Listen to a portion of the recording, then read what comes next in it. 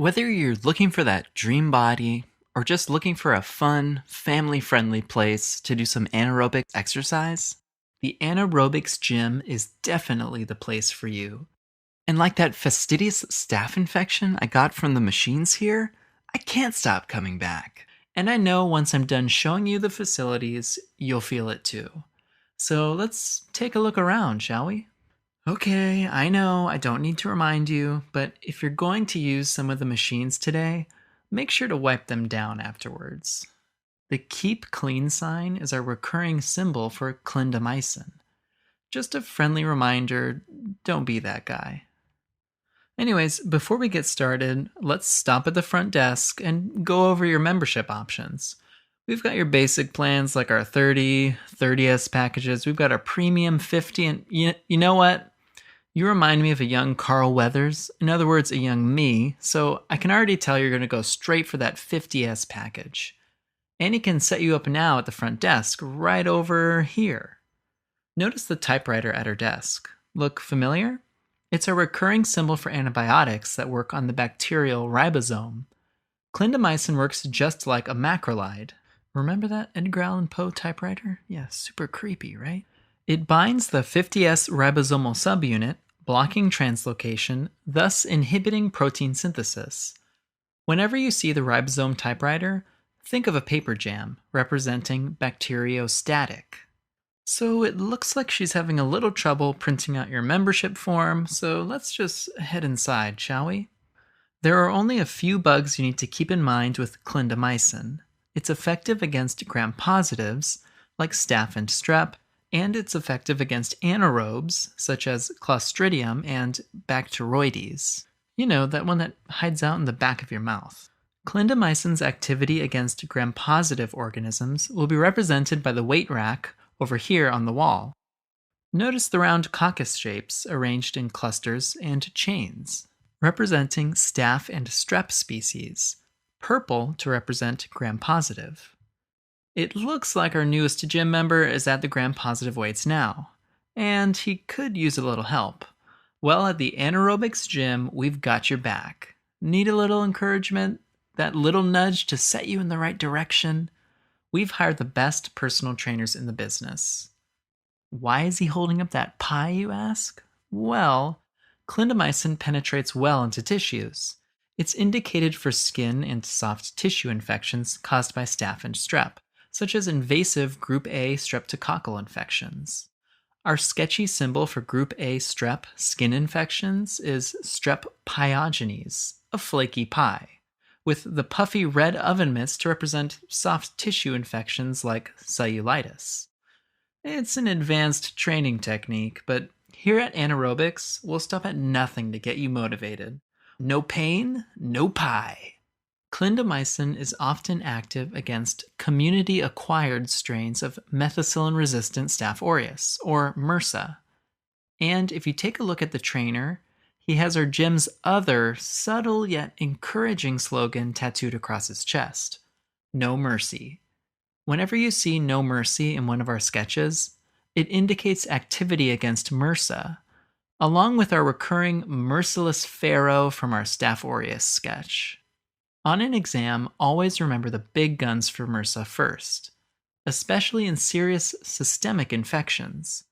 So check out our vancomycin, daptomycin, and linezolid sketches for more extensive coverage of MRSA.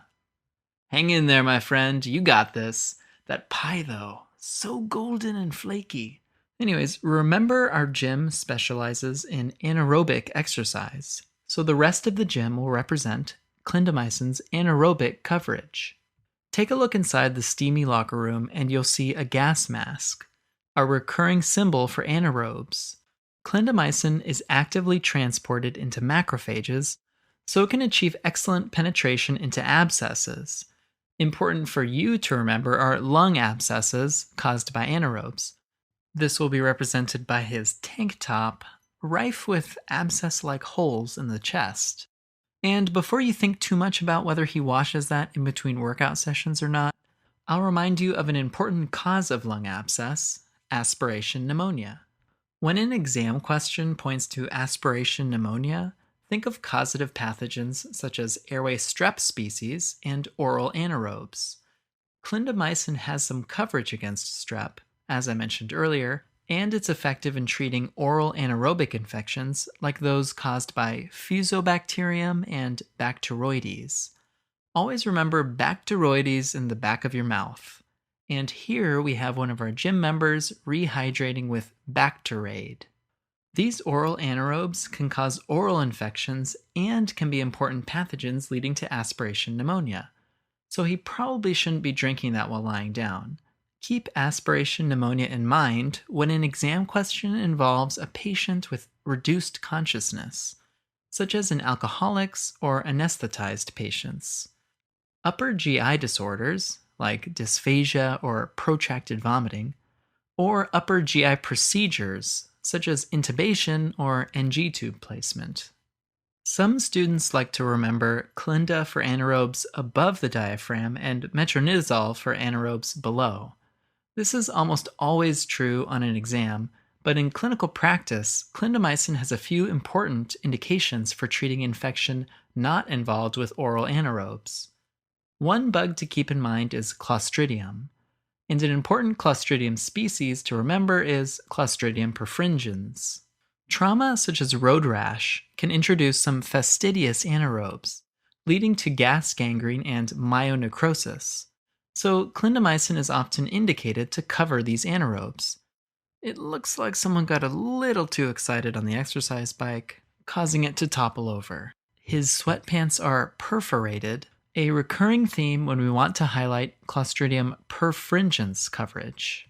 Road rash from a stationary bicycle. Okay. Topical clindamycin can be used to treat moderate to severe inflammatory acne caused by skin anaerobes. Take a look at the inspirational poster that sits in front of our exercise bike.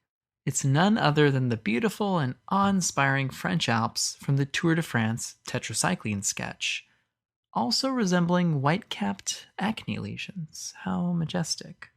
Another infection to keep in mind is endometritis.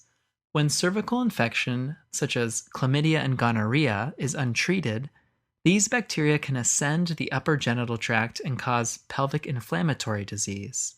On an exam, always think of an antibiotic regimen that targets chlamydia and gonorrhea first, usually doxycycline and cephalosporin. Remember that for treating pelvic inflammatory disease.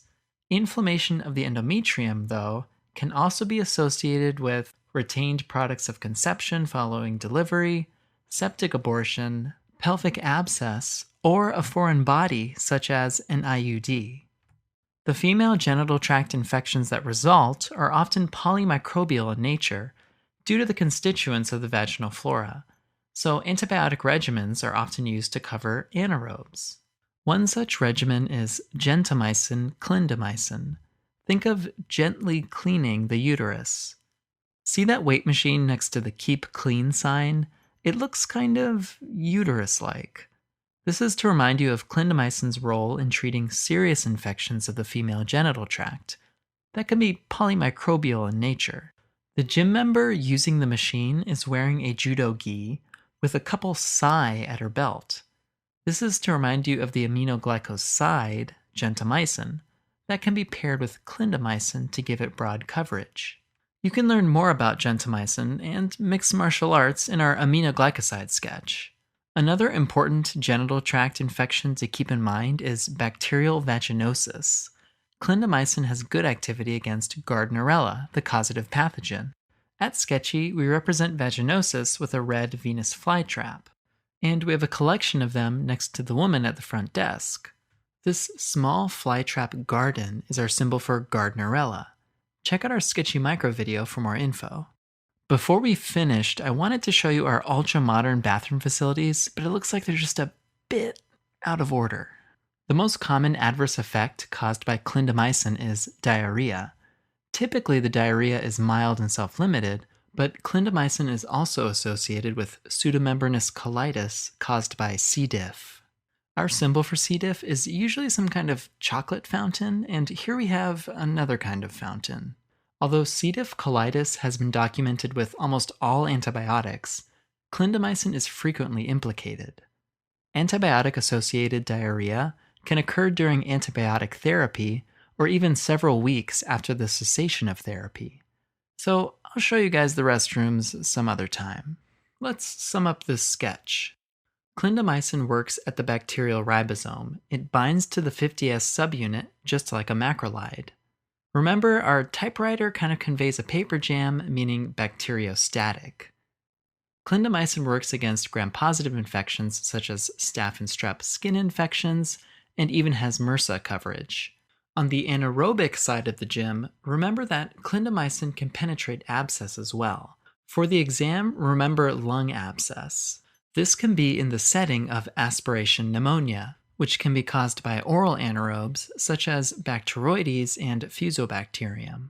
Clindamycin's anaerobic coverage can also be important when treating Clostridium perfringens infections, inflammatory acne caused by skin anaerobes, and in polymicrobial infections of the female genital tract.